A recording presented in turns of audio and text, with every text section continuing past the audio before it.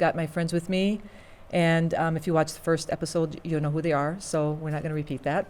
But we're talking about the topic of identity and as a woman and really embracing who we truly are. And the first one we talked about how our identity can be marked, especially as a child, and how we're marked. Our identity really is the lens that we see life through, and how if we're not sure of who we are, how we relate to others, how we respond to others, how we see life in general will actually not be correct, And so what I would love to hear from you guys is, I asked you guys this earlier, is if you would share something in your life that really marked you, how that marked you, and then we'll talk about the journey of how you kind of came out of that. We can start with Melissa. Sure. Well, I definitely grew up in it was a wonderful home. However, there was a belief that, I was definitely a strong child, hopping out of the crib by 6 months is what my mom says. Wow. And so, and I always wanted my way, even as a young child. And so I heard it over and over, it was put on me a lot, that you definitely take after the German side of the family, and that, you being strong, but also you having anger. I would get uncontrollable anger, I guess, and have fits even on the, you could see the kids in the grocery store, that was me. Mm-hmm. And so it was like put on me at a very early age that was just who I was. Mm-hmm. And so, and almost to be almost proud of it, because you were strong when you could be in control, and, and that you didn't let anybody, mess with you. And so another thing which was interesting as we go into the area of being marked is that I was also told at a young age I started to have migraines, and that my mother had them and my grandmother had them, so I was just going to have them. And, was it hormonal or whatever? And so that was something I battled until just a couple years ago, and that was released. And so it's just interesting how, as a young child, some of these things, even the body image, there was some body image things that were like, oh, you're always going to be like that because, that's the facial side of the family. So it was just interesting. So if they're listening, they'll know exactly what we're talking about. So I'm breaking that off right now, that generational curse. And so growing up, I didn't have a lot of, it was difficult for me to focus and have attention in school. And so, I was marked as not being smart enough. And so when I got into high school, I wanted to, for many, many years, my mom was in the medical field. I wanted to be a nurse. Like, as you heard from the last episode, that ended up being my identity, but it was a struggle. I had a counselor, and your counselors are supposed to be people that pour into you and inspire you and empower you. And that's what I'm so thankful for this podcast, to be able to empower these women, because he said a lie. He said, you will never be a nurse. You're not smart enough to be a nurse. And so you should probably look into another career. And that was where I was marked. Yeah. So from that time period on, I think I was a sophomore or a junior in high school, I was like, I'm not smart enough, so I might as well not even try. And then it was, getting set up to go into another career in another town, which I had also marked me to for many, many years, only till the last couple of years, that I had anxiety about even leaving my own backyard. And so I was just set into this basically Catholic dorm in a foreign town with nobody that I knew, and going to school for something I didn't want to do. And so what happened? Well, I failed miserably. I partied, I drank. My boyfriend snuck in the dorm room window and ended up getting pregnant. And so I dropped out of everything and came back home, and I'm in a relationship that is abusive. And I lost that child. I lost that baby, and but still went on to get married to him, and so it was just a cycle. And so it wasn't until the birth of my son, Bryant, that I had this shift.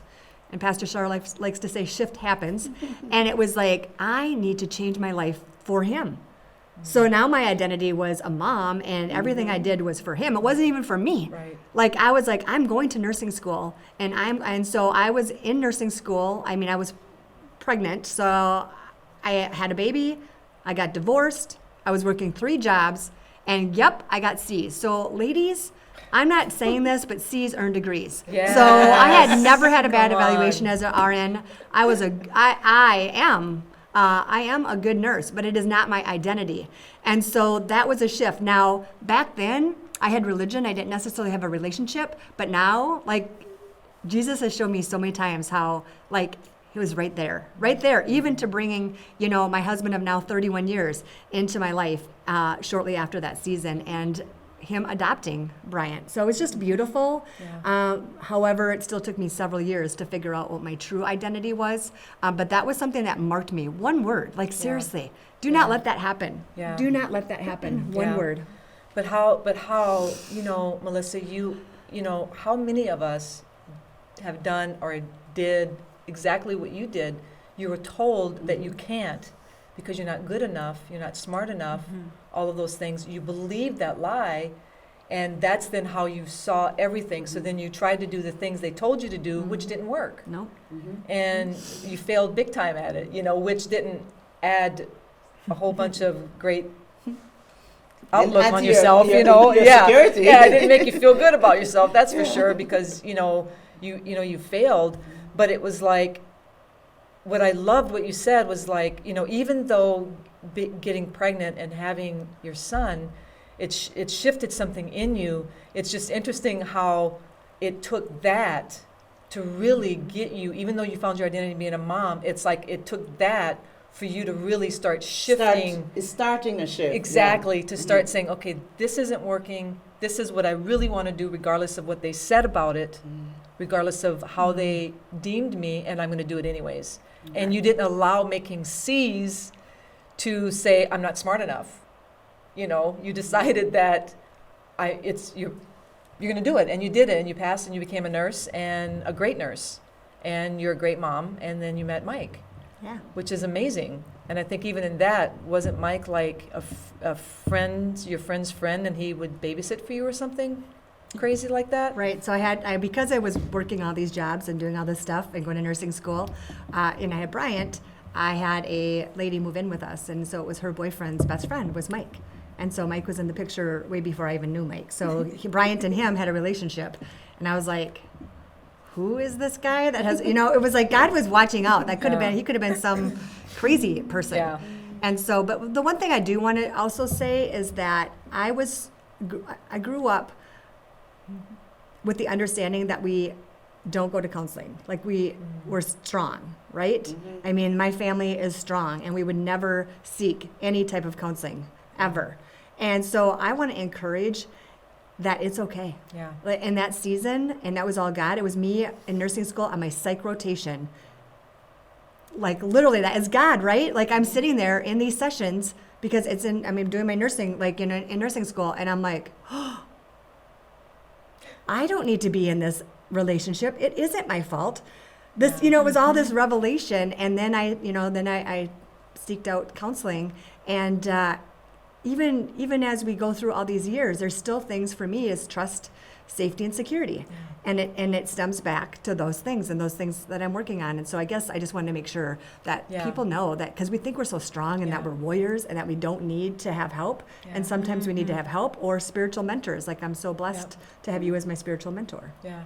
It's interesting. It's so good that you said that, because sometimes we feel like if we go to a therapist or ask for counseling that we're weak. Right. But in reality, counseling and therapy isn't because you're weak, it's because you want to see something different in your life and change in your life. And the truth is that we can't see a lot of times the things that we need to change because we're in it. It's like we become so entrenched, like you just thought, I'm just going to stay in this relationship because this is just kind of what I have to do. And then when you had that, somebody telling you, you're like, wait a minute, I don't have to stay in an abusive relationship. And part of that decision was you making a mark on yourself, saying, I am worth being loved, being valued, and being cherished, and not being treated, not being abused. Right. So that's a really powerful story. I think the other thing that I see from her story is that there were things being put in place by God that really was restoring her to the original design that we talked about. So, you know, the movement into nursing, and I know that he even moved you out of that. There's like the clarity coming.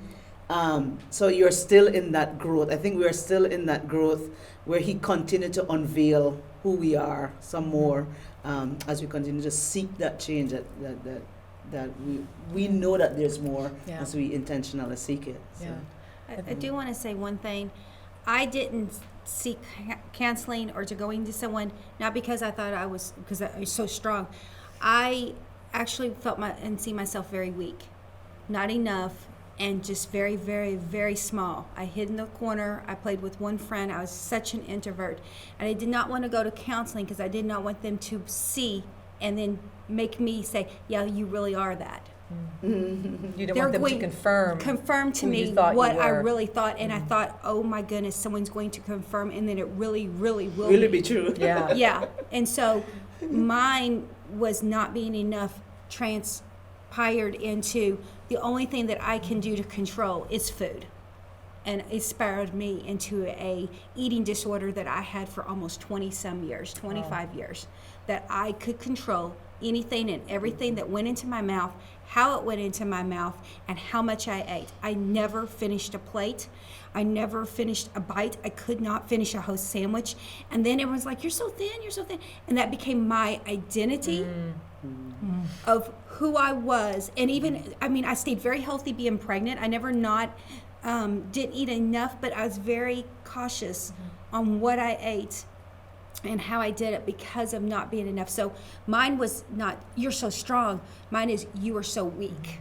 So you believed then that you were not important, that your voice was not enough Right. to be heard, that you needed to be quiet and put yourself in a corner, that Yeah. you needed to, you know, because where do you think, Gretchen, that came from? Did somebody say something? No, I really believe that it's that my sister was so cute. I mean, she was so adorable, these huge eyes, and she was so adorable. And my brother was so extremely smart that I didn't have one of those shining places, that I was the dreamer. I'm the one who kind of sit in but when I went to do something, I was better than her. I could do things when I actually put my effort into it. But it didn't matter to me. I wasn't competitive. Oh, you can go on and win. You can do that. So it just kept me shadowed. And then she would get very, very, very upset if I beat her at something. So it was better not to see To her keep the upset. peace. Yeah. So, and I didn't want to ruffle nothing. I mean, it was okay, you won. Oh, Yeah. who cares? You know, it's okay, you're this. We'll go to your ball games. We'll go to you playing in band. We'll go to, I'm the best cheerleader that's not a cheerleader because she was a cheerleader too. I was the best at making sure she was okay. Yeah. I think I always was this person who wanted to make sure everyone else was okay. And I don't know if it was put on me or if it was somehow put on myself. But I think what that did, though, is it made you feel like you belonged to something, that Yeah. you had a purpose. Yeah. And that became your purpose, which was unhealthy. Right. Obviously, it brought you to an eating disorder that, you know, wasn't good either, which is where you found your identity. Right. Isn't that crazy? Yeah. You know, and I'm sure there's so many women that are watching out there that, you know, it's the same. It's like we want some form of control because control has been taken from us. Right. And we've been deemed things that we're not, but yet we don't know how to have a voice to say who we really are, what's really going on the inside of us, which would make us authentic and real and vulnerable, which, heavens forsakes, don't do that. Right. You know, but then you went to something that you could control and nobody could take that from you. And I think it's where the enemy came in on that foothold because I was a caregiver. So he took such advantage of me being a caregiver that made me shrink back Yeah. to let everyone else really shine. perverted something that is a gift. That's a beautiful gift. Yeah. Because I've heard somebody use this expression where there is a pure version and a perverted version. Yes. So it is a gift that God gives you. Your kindness, your compassion, your care for others. But the enemy always comes and offer you an alternative version of what God really have for you. It's like just kind of look similar to what God wants, that it finds an attraction in you, it finds a place to land, but it's not the pure version. Yeah, Yeah. that's really good. Yeah. I agree. Yeah, and that's just it's interesting because being a cheerleader is your gift today. Yeah. Like the encourager, the builder, the big heart. the big heart. Big I'm heart gonna for pull. people. I'm gonna pull Yes. out of that woman that thing that I Yes. see Yes. because they're not living So in who you they are. truly Yeah. are. And so how God brings that full circle. Yes. And now I see the strength in that. Yeah, I mean, I see exactly, and, because you it's know, no longer perverted. right. And you know, I am a mother, and I am a mother by heart. You know, I have spiritual kids and even kids that aren't mine that they know when she I walk in. mamas I'm mama. everybody. I'm Yeah. a mama. Yeah. We always say that from the beginning. And- Here's my mama. But that was taken very young. Oh, you're just being a mom. You're just being this. You're just being that. Like you're trying to control someone when I'm really trying to nurture or Yeah. help them. So it was almost stolen from me very young. Yeah. And then you know when people say it now, I'm like, but now I've embraced it. Yeah. Now it's like, yes, Embrace it. I am the mama. I have the mints and the Band-Aid both in my you know, in my purse, Anything and that that's you what I need. have. Yeah. And now it makes me happy. That's good, right? It makes me because, happy. Because you realize that really isn't who you are. It's a gift that God has given you Yes. to be able to give to other serve people, others. right? And that doesn't become who you are. And there, You know? and because there is some out there who didn't get to have the opportunity to have a mother. You know, with me being an adoptive mother, it really just touches my heart when there's someone, and they can be grown, but they haven't had that. So someone looked at me and goes, "I never had anyone teach me this." You know, and even just with the conference we just did, and women getting to dress up. Yeah. They never got to dress up before. They never got to get their hair done. And to me, that is so important that they get to have those opportunities. So I see it in a different view now. I see it through God's lens Yeah. and that how it's a gift that Yeah. He's allowed me. And it don't have to be because I'm so smart. Right. It's because I truly see. Yeah, yeah.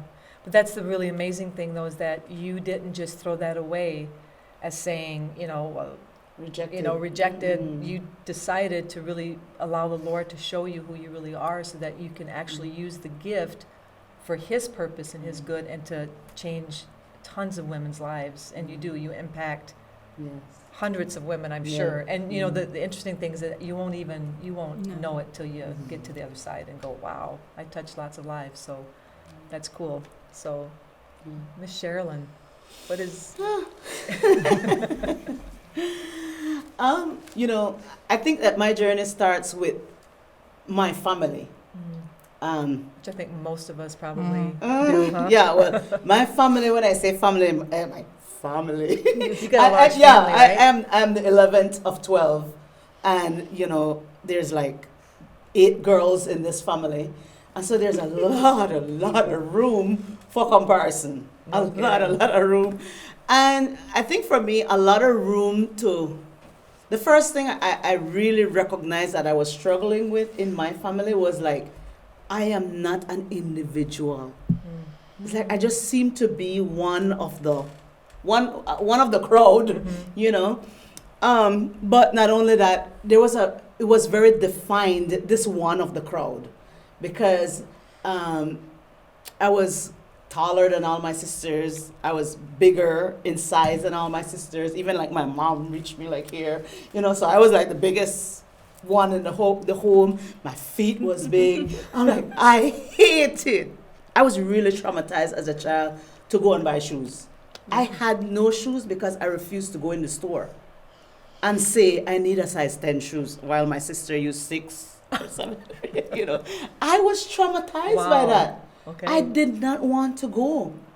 I felt that it contributed to a whole lot of things that I thought about myself that we would call, we generally call it like a tomboy kind of. I grew up with this mentality that, okay, you're the strong one. It's in everything. It's in the way that I carry my mouth was like strong. I would speak out what I like and I didn't like, and my mom would serve me something, and I was like, I don't want that, so I'm not eating. That's it. I don't want it. That's not what I want. I don't want it. I wanted what was in my father's plate. How can he have that and I have to eat this? I want that. That's it. and I'm not going to eat if I can't have that. That's it. You know, and the strength was the focus in my size, in my mouth, and I just grew up with this idea that you're the strong one. I rejected the whole idea of being girly in any way. So I wore pants for all my life, even when I started high school, or we wear uniform in Belize, and so I had to wear a uniform, a skirt for my uniform. I said, I am not putting that on unless I could wear a pants underneath. I was like, my peace of mind is that I still have on pants, so I don't know what's your problem.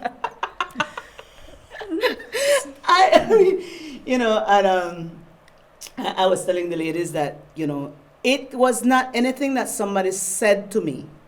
It was just the way that I functioned in the rest of the family. The rest of the family, the other girls would comb their hair and be combing hair for half an hour and putting on makeup. And my sister, I was like, why in the world do you have to do all that? But I was the one that if they want the fridge moved, then get Sherilyn. And I'm the younger one, I mean, all of my sisters are older than me. Come and move the fridge. We want to rearrange the house. You come and move the chair. And so it just there was just this identity, I'm almost one of the boys. I'm not one of the girls. Yeah. And I really took that with me into high school. And my entire early elementary and into high school, I'm like, I refuse to hang with any girls. I'm like, I fit in with the boys. This is where I belong. I fit in with the guys all through high school. I only hang with guys. And I think that the biggest thing for me is that it really the gap, just as the years went, the gap kept increasing between the idea of femininity being something to embrace and to respect and to honor in any way. So I remember graduating from high school, and my sister, one of my older sister, went out to buy graduation dress, and she brings a peach dress, and I am absolutely mad. I'm like, who in the world do you think will wear that? I do not wear peach. It's not gonna happen. Where's a dress? Yeah. But I kind of find myself embracing it, that I was different, and this is just who I am. And even after I accepted the Lord, I remember I was 19 when I accepted the Lord, and I love to sing. It's this thing I've done all my life from I was a child. It was the only thing I did. And so I remember a couple months after I accepted the Lord, the pastor invited me to be a part of the worship team. And I remember this conversation. He sat with me and he says, we want you to be a part of the team, and we want you, to come to practice and do this, blah, blah, blah, blah. And then as he's ending the conversation, he says, but we do want, it's a very traditional church at the time, says, we do want you to wear a dress or skirt. You can't be on the team wearing pants. I went out that office with fumes coming out my ears. And I went to God angry. And I said, God, you accept me with pants on. I know my relationship with God and my whole conversion and everything was extraordinary. I know that God encountered me. I knew that he loved me. I knew that he received me. I was like having an experience with the love of God. Yeah. And here this pastor was telling me this, and I was mad. I said, God, something wrong. How dare them say, I cannot worship you with pants on? How dare them say I have to put on a dress? And I was having a moment with God. And God said to me, it was the first step that I recognized. Of course, he was working long before that, but the first step that I recognized of him starting to free me in this particular area. And I remember in this conversation, I said to God, I am free. I could wear pants if I want. Why do I have to wear a dress? And he said very quietly, but piercing like God can speak, he says, yeah, but you're not free to wear a dress. I'm like, oh, okay. So you really were not free. So that's what he was Right. saying. Like, this Yeah. freedom that you think you have, Right. this freedom that you think is just a false Yeah. freedom, Yeah. false idea of Yeah. freedom. But you are not free to wear a dress, which means you are not free. Yeah.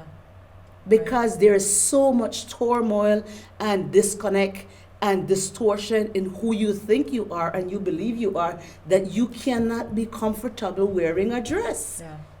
And so you are not free. Yeah. And that started me and the journey. It was a long journey. Of embracing being a woman. Yes. Yeah. Of embracing the fact, the balance, really, I call Right. it. The balance of where I am strong. Mm-hmm. I am bold. I can speak. I am loud. Yeah. It's like everything about me. My voice is loud. Yeah. I speak loud. I shout. It's like my feet is big, like I said. I know I walk around and I say, well, that's how much ground I can Yeah, take there you because go. my feet Yeah. is big. Yeah. But not letting go of that, Yeah. but at the same time recognize that, you know what, God made me like that, and this is an expression of a woman warrior. Right. Yeah. It doesn't mean that I have to embrace being male-like to be a woman that is strong. You can be a woman that is strong. Yeah. Right. You don't have to shift from being a woman to being a man because you are strong. Right. Yes. Right. So That's a you really know good that word. that Yeah. that is and I just want to throw in there that the enemy gives much opportunity to affirm and confirm the lie that you believe. Yes. He will bring whatever strategy he can use to confirm those things, you know, like you know, all the things that I believe from I was young, you know, it was even growing up and even in high school, I embraced that idea. And I would have, you know, other girls telling me, oh, you hang with the guys, oh, you're too rough, oh, you Yeah. are the, you know, it's like just affirming, all right, yeah, no problem. I don't fit in with you, no problem. And, you know, stuff like that. But then even after I became a Christian, the enemy didn't stop. He's That's not right. gonna let, Right. he's not gonna let you just embrace what God has for you. Right. And I remember, here I am trying to be freed from this idea, and I have never entertained any kind of same-sex kind of thoughts or ideologies.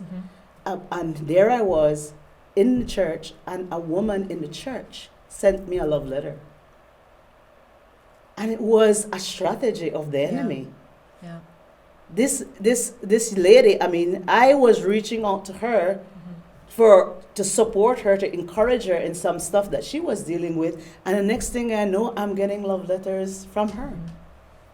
And immediately I recognized, you know Yeah. what, the enemy is plowing. Still trying to confirm. Yeah, still Yeah. trying to confirm a lie. Yeah. As a matter, trying to take it to another level. It was looking for an open Yeah. door, and that's when I had to take it really serious. Yeah. That's when I had to look at Change. it even more straight up and Yeah. say, you know what, I need to deal with this in Yeah. me Yeah. because we're not going that direction. That is not correct, Yeah. right? Yeah, that's really good. And you know, it's interesting because, you know, all of it, like all of you ladies talked, it's like what you believed about yourself it came from not even a voice. Mhm. You know, we were talking about the voices, and sometimes voices don't have to speak.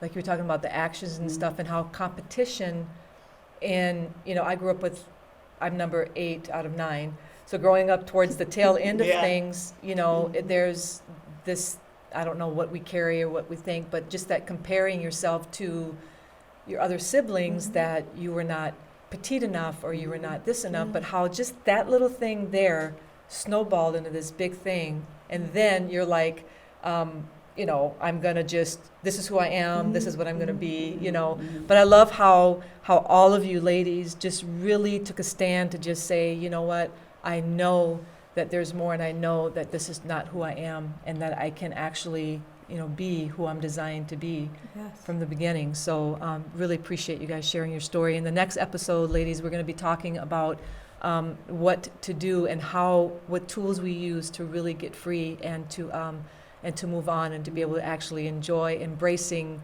our true identity and who we really are. So thank you for joining us on this episode, Woman of Purpose, and join us for the next one. Thank you.